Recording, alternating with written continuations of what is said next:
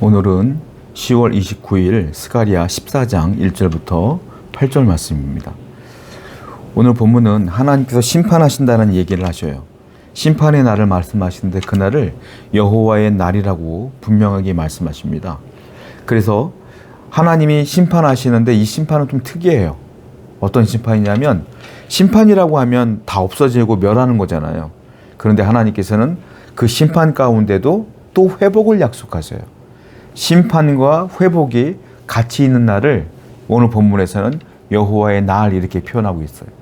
그래서 이스라엘 백성들은 이 여호와의 날을 기대해야 된다라는 말씀이 오늘 본문인데요. 특별히 1절과 2절 한번 보겠습니다. 여호와의 날이 이르리라. 그날에 내 재물이 약탈되어 네 가운데서 나누이리라. 내가 이방 나라들을 모아 예루살렘과 싸우게 하리니 성읍이 함락되며 가옥이 약탈되며 부녀가 욕을 당하며 성읍 백성이 절반이나 사로잡혀 가려니와 남은 백성은 성읍에서 끊어지지 아니하리라. 자, 여기 보면 여호와의 날이 시작되는데 이때는 심판의 날이기 때문에 이방 나라 사람들이 쳐들어와서 재물을 약탈하고 그 재물들을 지들끼리 나눠 갖는다는 거예요. 그 말씀이 쭉 나와 있어요. 그런데 여기 보니까 2절에 보니까 중요한 단어가 나와요. 내가 이방 나라들을 모아 예루살렘과 싸우게 한 것이다. 이렇게 말하고 있어요. 이방 나라들을 모았다. 사람들은 그래요. 우리가 그리스도인으로서 예수 믿는 사람으로서 열심히 살아가는데 고난이 있고 어려움이 있고 실패가 있을 때가 있어요.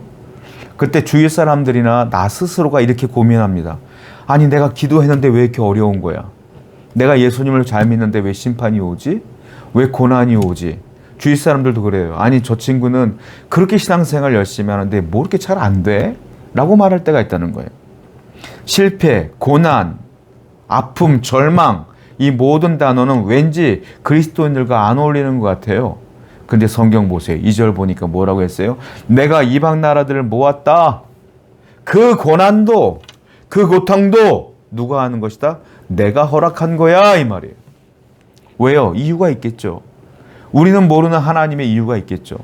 우리를 연단하려고 하는 것일 수도 있고 정말 그 고난을 통해서 하나님과 가까이 하려는 이유가 있겠죠. 중요한 건 망하게 하려는 건 아니에요. 하나님의 주권, 여호와의 날은 누가 하는 것이냐? 여호와의 심판은 누가 하는 것이냐? 하나님이 하시는 것이다. 주권. 좋은 일도 하나님, 나쁜 일도 하나님, 다 여호와의 주권 안에 있음을 알아야 돼요. 그래서 우리는 하나님을 뭐라고 말합니까? 역사의 주관자 이렇게 말해요. 인생을 살아가는 모든 일들은 다 하나님이 주관하시는 거예요. 여러분들이 좋아하던 원하지 않던 그 되어지는 모든 일들은 하나님이 허락하신 거예요. 이걸 믿는 게 믿음이에요. 이것을 믿는 것이 여호와의 주권을 믿는 거예요. 오늘도 그 사실을 기억하시고 조금 힘들어도 하나님이 분명히 아시니까 하나님께 선한 방법으로 이 일을 해결해 주실 거야 라는 믿음으로 살아가시길 바랍니다. 3절이에요. 그때 여호와께서 나가사 그 이방 나라들을 치시되 이왕의 전쟁 날에 싸운 것 같이 하시리라. 그날에 그의 발이 예루살렘 앞 곧 동쪽 감람산에 서실 것이요 감람산은 그 한가운데 동서로 갈라져 매우 큰 골짜기가 되어서 산 절반은 북으로 절반은 남으로 옮기고. 여기 보니까 그렇게 심판당할 때 이스라엘 백성들의 그 고통당할 때 3절 보니까 여호와께서 나가사 그 본인이 모아온 이방 나라들과 뭐 했어요? 이방 나라들 치시되 이왕의 전쟁 날에 싸운 것 같이 하시리라. 하나님이 싸우신다 이 말이에요. 하나님이 싸우셔. 이스라엘 사람들이 하도 죄를 지으니까 이방 나라를 통하여 그들에게 심판하신 거예요. 정신 차리라고. 그런데 가만 보니까 완전히 멸망할 것 같은 거야. 그래서는 안 되거든요. 하나님의 뜻은 그게 아니거든요. 그러니까 어떻게 해요? 이제는 하나님이 이방 나라들을 쳐요. 다시 물리친다. 하나님이 뭐한다? 싸운다. 어떻게 싸우냐? 4절 보니까 하나님이 우뚝 서 있는데 당신의 발 하나가 동쪽 감람산에 섰고 감람산은 그 가운데 동서로 쫙 갈라져. 하나님이 쓰니까 남북으로 갈라져. 동서로 갈라져. 쫙 갈라져. 그리고 절반은 북으로 절반은 남으로 쫙 옮겨진다. 갈라진다. 하나님이 딱 쓰니까 갈라지는 거예요. 저는 이 장면을 통해서 뭘 봤냐면 이스라엘 백성들이 출애굽을 할 때 홍해 바다를 하나님이 갈랐잖아요. 그리고 그 가운데 그들이 통과했지 않습니까? 하나님께서 딱 쓰니까 절반은 북으로 절반은 남으로 딱 갈라져요. 하나님이 싸우려고 딱 오신 거예요. 구원하시는 것이죠. 회복시키시는 거예요. 앞에는 심판이 있었고 앞에는 고난이 있었지만 이제 하나님께서 그 싸움에 개입하심으로 다시 회복이 일어난다. 우리 하나님의 심판 여호와의 날은 우리 죄를 멸하는 날이기도 하지만 우리를 구원하는 날이기도 하다라는 거예요. 그래서 성도는 고난 중에 감사하는 거예요. 슬픔 중에 기뻐하는 거예요. 왜? 그 고난이 변하여 기쁨으로 바뀔 것이고 그 슬픔이 변하여 감사로 바뀔 거예요. 그걸 믿는 게 믿음이다. 오늘도 그 믿음으로 승리하시기 바라요. 자, 6절 볼게요. 그날에는 빛이 없겠고 광명한 것들이 떠날 것이라. 여호와께서 아시는 한 날이 있으니 낮도 아니요 밤도 아니요 어두워 갈 때에 빛이 있으리로다. 그날에 생수가 예루살렘에서 솟아나서 절반은 동해로 절반은 서해로 흐를 것이라. 여름에도 겨울에도 그러하리라.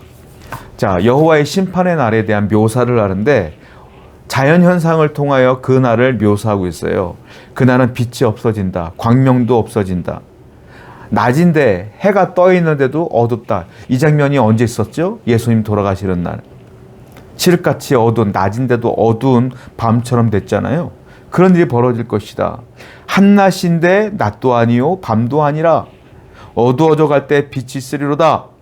자, 그런데 빛이 있어요. 어두운데 빛이 있어요. 어떤 일이냐? 8절에 보니까 생수가 예루살렘에서 솟아날 것이라. 그런데 그 생수가 절반은 동해로 절반은 서해로 빠져나가요. 생수가. 근데 또 하나 재밌는 게 여름에도 겨울에도 계속 흘러요. 여름에 흐르는 건 이해가 되지만 겨울에는 얼잖아요, 물이. 근데도 흘러요. 무슨 말이겠습니까? 자, 이와 같은 어둠의 고난의 심판이 있지만 또 회복을 약속하시는 거예요. 예루살렘엔 그런데 생수가 흘러나올 것이니라. 그런데 그것이 남쪽과 북쪽과 동쪽과 서쪽으로 쫙 흘러가는데 여름에도 흐르고 겨울에도 흘러. 뭐예요? 항상 이 생수가 항상 흘러. 항상. 완전한 회복을 말해요. 완전한. 그리고 지속적인 회복을 말해요. 하나님은 계속 이스라엘 백성들 남은 자들을 회복시키기를 원한다. 끊임없이 생명수를 공급하기를 원하신다라는 겁니다. 성도 여러분, 우리 하나님은 이런 분이에요. 우리가 죄를 지으면 하나님은 죄를 미워하고 죄 짓지 말라고 말씀했기 때문에 심판 안 할 수가 없어요. 그 말씀을 지켜야 되기 때문에. 그리고 하나님은 죄를 진짜 미워하기 때문에. 그런데 그 죄에 대한 심판이 끝나면 우리가 그리고 하나님께 회복을 원하며 기도하면 다시 생수를 주시며 우리에게 여름이나 겨울이나 끊임없이 생명수를 우리에게 공급하시는 분이 누구냐? 하나님이시다.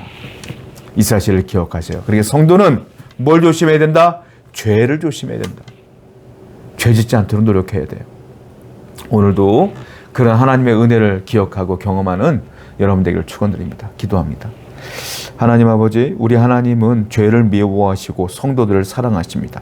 지금도 주권적으로 우리를 인도하시는 줄 믿사오니 하나님의 은혜를 늘 경험케 하여 주옵소서. 예수님의 이름으로 기도드렸습니다. 아멘.